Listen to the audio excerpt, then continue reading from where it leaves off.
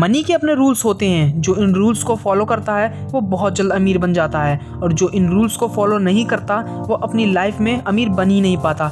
आज हम Warren Buffett के कोट से वॉरेन बफेट के 8 मनी रूल्स को समझेंगे और देखेंगे वॉरेन बफेट इन 8 रूल को अपनाकर कैसे अमीर बने। बफेट का फर्स्ट कोट है, आप एक महीने में बेबी को प्रोड्यूस नहीं कर सकते। एक वुमेन को भी इसमें 9 मंथ लगते हैं। इसमें वॉरेन बफेट अपने लॉन्ग टर्म विजन को बता रहे हैं और बफेट कहते भी हैं अगर मैं कोई स्टॉक खरीदता हूँ तो मेरा फेवरेट होल्डिंग पीरियड है फॉरएवर। पर बफेट लॉन्ग टर्म विजन पर फोकस क्यों देते हैं? क्योंकि बफेट ने बचपन में एक स्टोरी सुनी थी जो कि इस तरह थी। एक बार एक पुजारी ने राजा को चेस के जरिए बहुत खुश कर दिया। राजा ने पुजारी को कुछ देना चाहा। पुजारी ने कहा मुझे ज़्यादा कुछ नहीं चाहिए, आप मुझे कुछ चावल के दाने दे दो।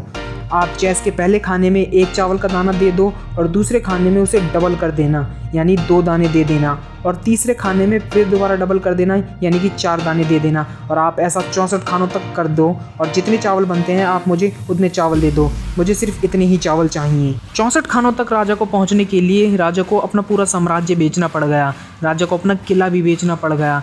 वॉरेन बफेट ने जब ये स्टोरी सुनी तो बफेट इस स्टोरी से बहुत इंस्पायर्ड हुए और यहाँ पर बफेट कंपाउंडिंग की पावर को समझ चुके थे। तभी एल्बर्ट आइंस्टीन कहते हैं कंपाउंडिंग दुनिया का 8वां अजूबा है। कंपाउंडिंग को यूज़ करके वॉरेन बफेट इतने अमीर बन गए हैं और पैसे को कंपाउंड होने में टाइम लगता है। तभी बफेट पैसे को लेकर लॉन्ग टर्म विजन रखने के लिए कह रहे हैं। बफेट का सेकंड कोट है अमीर टाइम में इन्वेस्ट करते हैं और गरीब मनी में इन्वेस्ट करते हैं।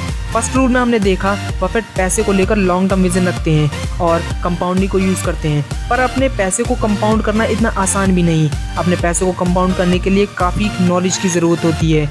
तभी बफेट अपने पूरे दिन का 80% टाइम बुक पढ़ने में बिताते हैं और 20% टाइम दूसरी एक्टिविटीज़ करने में बिताते हैं। तभी वॉरेन बफेट कहते हैं 500 पेज रोज़ पढ़ो और आप देखेंगे नॉलेज कैसे काम करती है। ये कंपाउंड इंटरेस्ट की तरह बिल्ड होगी। अगर बफेट रोज़ 500 पेज रोज़ पढ़ते हैं तो एक बुक में अप्रोक्स 250 से 300 पेजेस होते हैं, मतलब वॉरेन बफेट रोज़ अप्रोक्स 2 बुक पढ़ते हैं। अमीर लोग अपना टाइम नॉलेज पर इन्वेस्ट करते हैं, फिर वह उस नॉलेज से पैसे कमाते हैं, फिर उस पैसे को एसेट में इन्वेस्ट करते हैं और ऐसा अमीर बार बार करते रहते हैं। और वहीं गरीब अपना टाइम पैसे कमाने में इन्वेस्ट करते हैं, फिर उस पैसे को खर्च कर देते हैं और काफ़ी सारी फालतू चीज़ें खरीद लेते हैं। और इससे ही मिलता जुलता कुछ अगला कोट है, अगर आप अपने इमोशंस पर कंट्रोल नहीं पा सकते हैं तो आप अपने पैसे पर भी कंट्रोल नहीं पा सकते हैं। सारे बिजनेसेस अपना प्रोडक्ट सेल करना चाहते हैं, तभी काफ़ी बिजनेसेस इमोशनल एड्स बनाती हैं। आपने काफ़ी बार देखा भी होगा जब पैसे को स्पेंड करने की बात आती है तब काफ़ी सारे लोग अपने इमोशंस पर डिसीजन लेते हैं।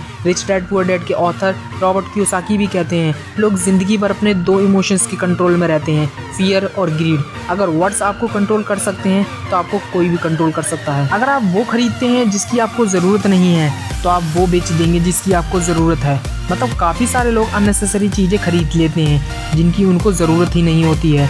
जैसे काफ़ी लोगों के पास 2 से 3 फ़ोन होते हैं और काफ़ी सारी चीज़ें होती हैं जिन्हें वन टाइम यूज़ करने के बाद कहीं साइड में रख देते हैं। अगर आप वो खरीदते हैं जिसकी आपको ज़रूरत नहीं है तो आप अपने पैसों को बेच देते हैं जिसकी आपको ज़रूरत है। और अब आगे बढ़ते हैं, बफेट का 5th कोट देखते हैं। यहाँ वॉरेन बफेट कहते हैं खर्चा करने के बाद सेविंग्स मत करो, सेविंग्स करने के बाद खर्चा करो। यहाँ वॉरेन बफेट का ये मतलब है आप जो रेवेन्यू कमाते हैं उसमें से पहले खर्चा मत करो। जैसे लोग पहले रेवेन्यू कमाते हैं, फिर रेवेन्यू में से खर्चा करते हैं, फिर जो पैसे बचते हैं उस पैसे को बचाते हैं यानी कि सेविंग्स करते हैं, जबकि ऐसा बिल्कुल नहीं करना चाहिए। जब रेवेन्यू आती है उसमें से पहले सेविंग्स करनी चाहिए, फिर उसके बाद बचे हुए पैसे से अपना खर्चा करना चाहिए। इस कॉन्सेप्ट को पे योरसेल्फ फर्स्ट कहते हैं। रॉबर्ट कियोसाकी कहते हैं मैंने और मेरी वाइफ किम कियोसाकी ने एक सिंपल मेथड को अपनाकर सक्सेस अचीव की है जिसका नाम पे योरसेल्फ फर्स्ट है। वॉरेन बफेट का 6th कोट है रूल नंबर 1 कभी पैसे को मत गवाओ और रूल नंबर 2 कभी रूल नंबर 1 को मत भूलो।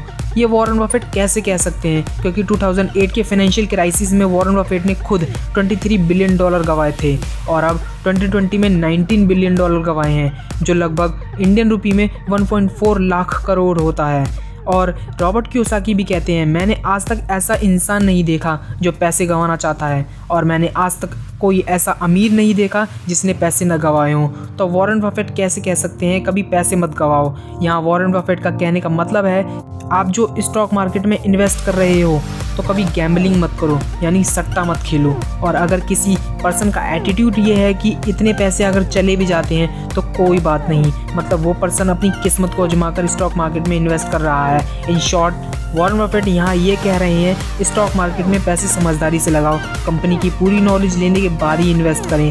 तभी वॉरेन बफेट कहते हैं रिस्क तभी आता है जब आप नहीं जानते कि आप क्या कर रहे हैं। और अब 8th कोट है जिसमें वॉरेन बफेट कहते हैं कि अगर आप कोई ऐसा तरीका नहीं ढूंढ सकते जिससे आप जब सो रहे हो तब पैसा कमा पाएँ तो आप मरते दम तक काम करते रहेंगे। यहाँ पर वॉरेन बफेट ये नहीं कह रहे हैं कि आप आलसी बनो, बफेट ये कहना चाहते हैं कि आप पैसे के लिए काम मत करो, ऐसा तरीका ढूंढो जिससे पैसा आपके पास खुद ब खुद आए। और ऐसा सिर्फ 2 तरीके से हो सकता है।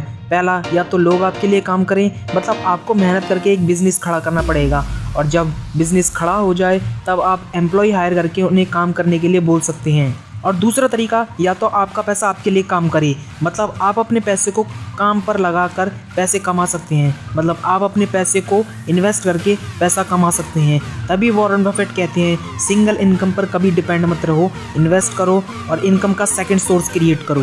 तो आज की वीडियो यहीं पर ख़त्म होती है। ये वीडियो आपको कैसी लगी आप कमेंट करके बता सकते हैं और वीडियो को लाइक कीजिए, चैनल को सब्सक्राइब कीजिए।